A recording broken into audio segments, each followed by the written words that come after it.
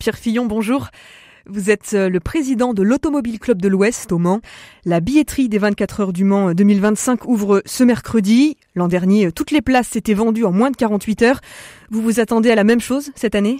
Écoutez, je pense que oui, puisque, comme vous le savez, la billetterie a été ouverte d'abord pour les membres de la CO, et on a eu 2 fois plus de demandes que l'année dernière. Donc, bien évidemment, il y a un quota qui est réservé au grand public, mais oui, je crois qu'on peut s'attendre à ce que rapidement, tout ce qui est place concernant la course soit vendu très très vite dans les jours qui viennent. Après, bien sûr, il restera des places pour les essais et la journée test. Comment est-ce que vous expliquez cet engouement ? C'est dû peut-être au plateau très riche qui est prévu pour l'année prochaine ? Et je crois que oui, il y a un plateau déjà en 23 et 24, on avait un très très beau plateau qui va se renouveler puisqu'il y a en plus Aston Martin qui arrive l'année prochaine. On a eu les 2 dernières épreuves avec des courses qui se sont vraiment jouées dans les derniers tours de la course après 24 heures.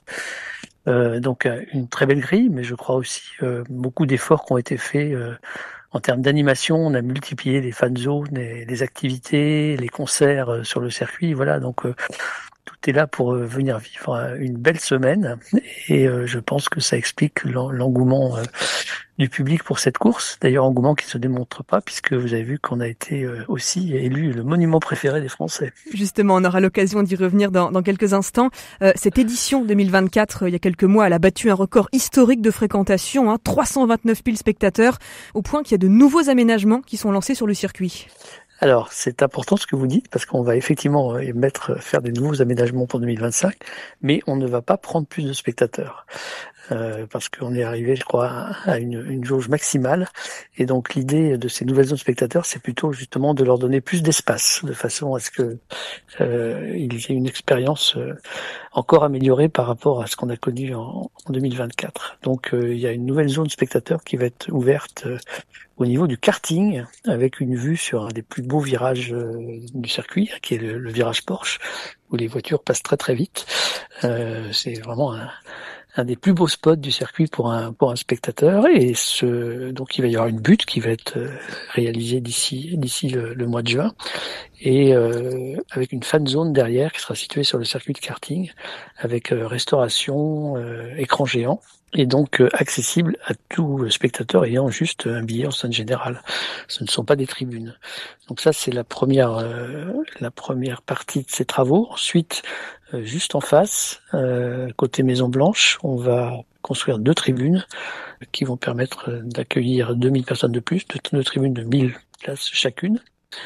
Et enfin, il y avait un camping qui était un petit peu au-dessus du Tertre Rouge, du virage du Tertre Rouge, et on va transformer ce camping en une fan zone, de façon à donner également un nouveau lieu de vie pour que les spectateurs qui sont dans cette zone puissent aller se restaurer. Il y aura également un écran géant, se mettre à l'abri, parce que on voit comment maintenant on peut aussi avoir de la pluie.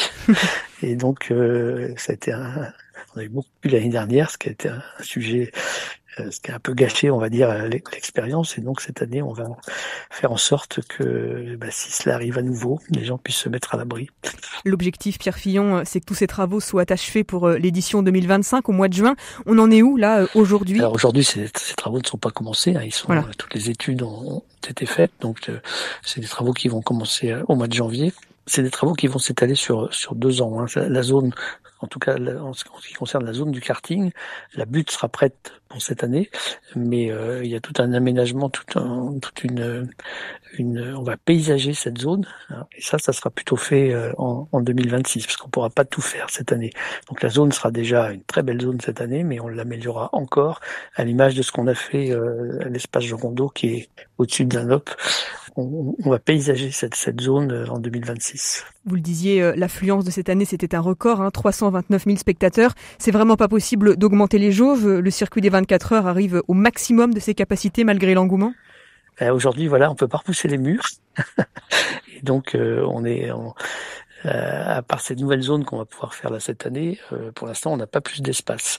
Donc, on réfléchit après à peut-être ouvrir de nouvelles zones sur d'autres endroits du circuit, mais c'est pas d'actualité. Pour l'instant, Notre objectif, c'est pas d'augmenter la jauge, mais c'est vraiment de faire en sorte que l'expérience spectateur soit encore améliorée par rapport aux années précédentes. On parlait d'expérience spectateur, mais un détail très important, on va également augmenter le nombre de points de restauration, qui est passé d'ailleurs entre 2019 et 2025, il va passer de 35 à 70, donc beaucoup plus de points de restauration, et on va augmenter de 160% l'accès aux sanitaires et aux toilettes, parce que c'était un sujet qu'on n'avait pas avant, parce qu'on avait moins de spectateurs, et aujourd'hui on doit y faire face. Oui, il y a un véritable défi logistique et d'organisation, on le comprend. Pierre Fillon, vous le disiez, cette attractivité du circuit, bien sûr, les Sarthois y sont très sensibles, mais également la France entière. On le rappelle, le circuit des 24 heures a été élu monument préféré des Français cette année. Il y a déjà un effet sur la fréquentation depuis le mois de septembre ? Alors écoutez, il y a eu un effet sur le musée, notamment au moment des Journées du patrimoine, puisqu'on a fait 2 fois plus de visiteurs au musée après cette annonce du monument préféré des Français. Sur la billetterie, c'est difficile de vous le dire, parce qu'on était déjà à guichet fermé, mais ce qu'on voit, c'est que l'engouement, en tout cas, ne se dément pas. Donc, au-delà de ça, je crois que ce titre montre bien que le circuit des 24 heures et cet événement des 24 heures du Mans est vraiment ancré dans le patrimoine culturel français. En termes d'agenda, Pierre Fillon, pour les semaines, mois à venir, qu'est-ce que vous pourriez conseiller à nos auditeurs, auditrices de venir découvrir sur le circuit quelques dates phares peut-être avant ces 24 heures 2025 ? Alors écoutez d'abord le musée, bien sûr, avec une très belle nouvelle exposition qui sera annoncée dans quelques jours et qui commencera au mois de décembre, qui durera jusqu'au Le Mans Classique en fait, parce qu'après s'ouvrira une période de travaux du musée puisqu'on va doubler la surface du musée. Ensuite, bien évidemment, on commencera la saison avec les 24 heures moto au mois d'avril. Ensuite, on aura le Grand Prix moto au mois de mai. Et puis, on passera ensuite, évidemment, la journée test et la grande semaine, j'ai même envie de vous dire la grande quinzaine des 24 heures du Mans. Et puis ensuite, il y aura le Mans Classique cette année, c'est une année le Mans Classique. Puis ensuite, on ira au mois de septembre avec les 24 heures camions. Les 24 heures camions qui sont un très très bel événement. On a encore une affluence record cette année avec plus de 80 000 spectateurs. Et puis, on verra après si il y aura une autre surprise dans l'année. Écoutez, on restera bien attentif en tout cas à l'actualité de l'ACO. Merci beaucoup Pierre Fillon pour toutes ces précisions. Vous êtes, on le rappelle, le président de l'Automobile Club de l'Ouest. La billetterie des 24 heures du Mans 2025, elle ouvre ce mercredi. Rendez-vous du 11 au 15 juin prochain. Merci à vous, bonne continuation.